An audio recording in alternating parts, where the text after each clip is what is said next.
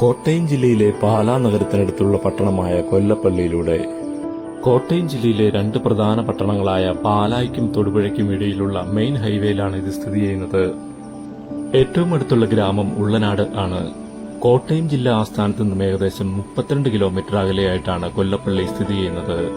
മുത്തോലി, മേലുകാവ്, ഭരണങ്ങാനം, രാമപുരം, കരൂർ എന്നിവ കൊല്ലപ്പള്ളിയുടെ അടുത്തുള്ള ഗ്രാമങ്ങളാണ്. കിഴക്കൻ കേരളത്തിന്റെ പ്രകൃതി ഭംഗിയും മലയോര മേഖലകളുടെ ശാന്തതയും ഒരുപോലെയുള്ള ഒരിടമാണിത്.